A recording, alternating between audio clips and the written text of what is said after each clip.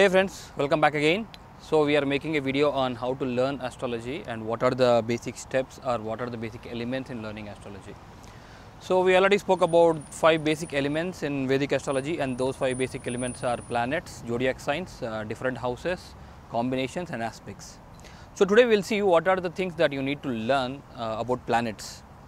So when it comes to astrology, the most fundamental basic thing that you need to learn in astrology is all about planets.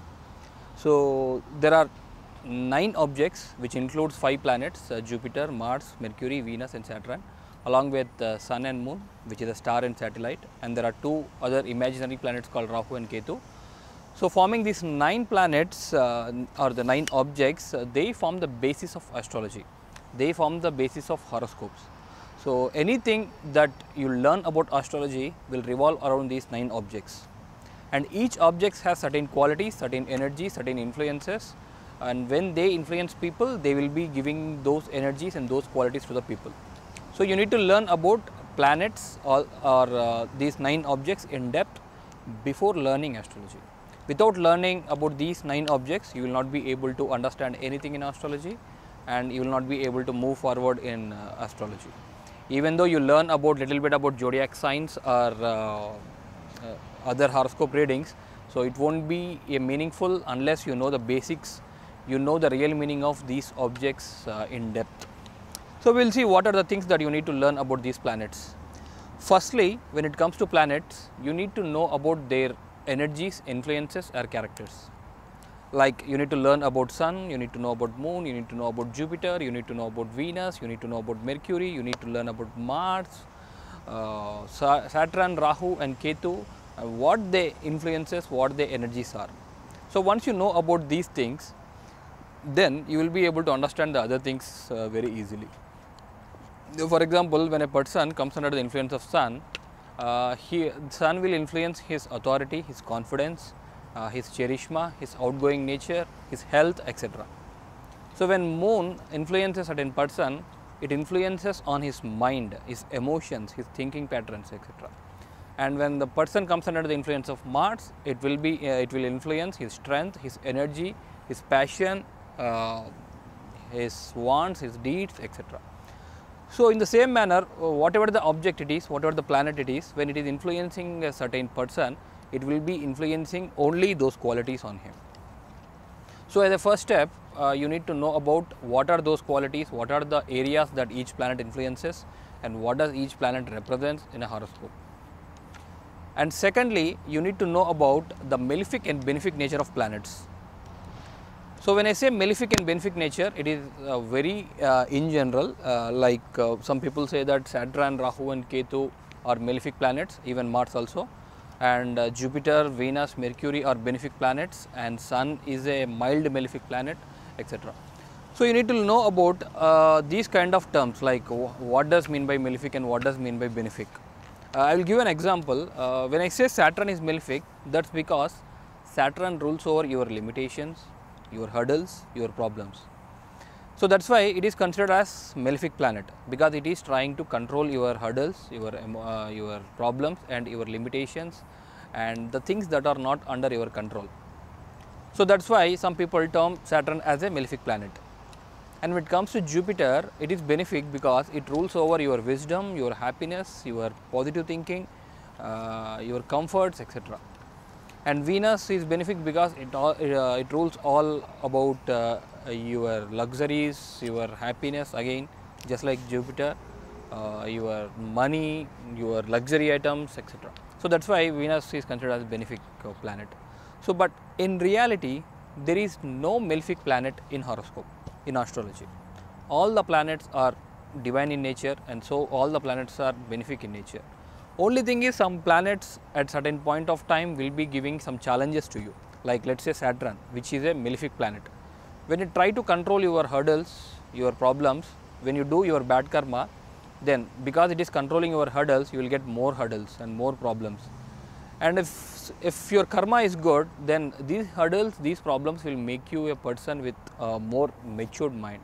It will make you more matured person. It will make you more resilient person.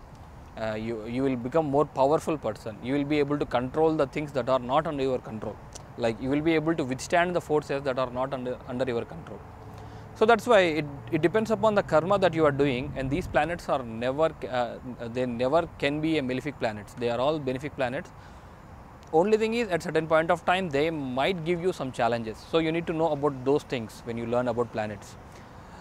And then finally you need to know about the relationship between two objects or two planets. Let's say the relationship between Sun and Mercury, and you also need to know about the relationship between Sun and Saturn.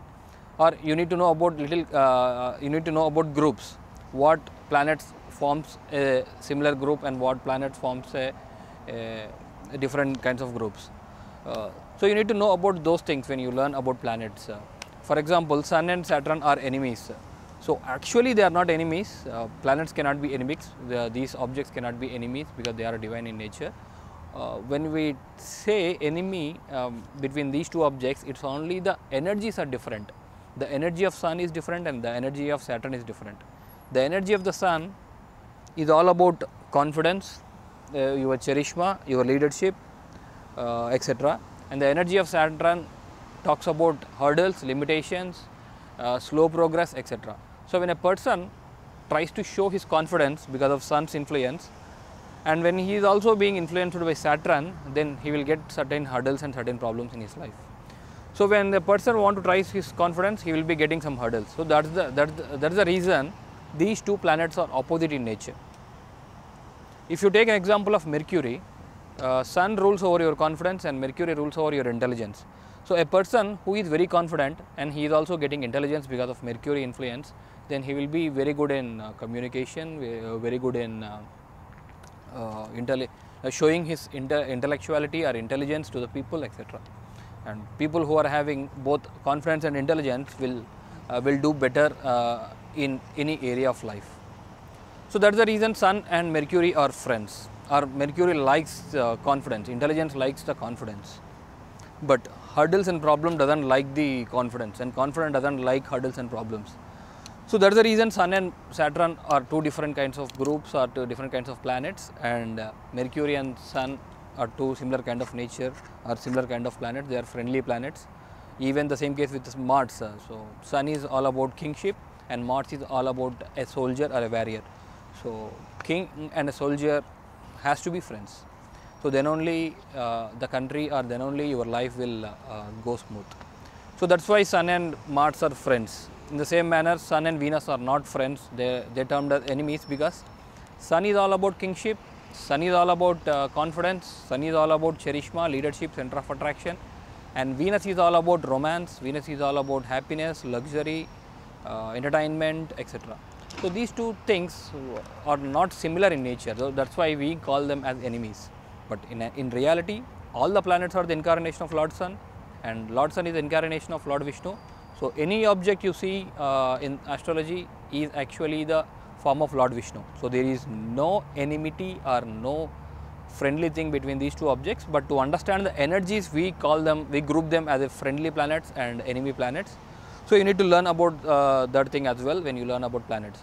So there are three basic things. One, to know about each planet in depth, about their qualities, their functions, their influences, their energies, how they impact people, on what areas they will be impacting on the people. And then you need to know about what is a malefic planet and what is a benefic planet. In what conditions a planet is malefic and what condition a planet is benefic to you. And then you need to know about different groups of planets, like what planets are friendly in nature and what planet energies are not friendly in nature. So that's all about learning on planets. So hope you enjoyed this video. If you do enjoy, please do subscribe to this channel, and thanks very much for watching this video. Bye.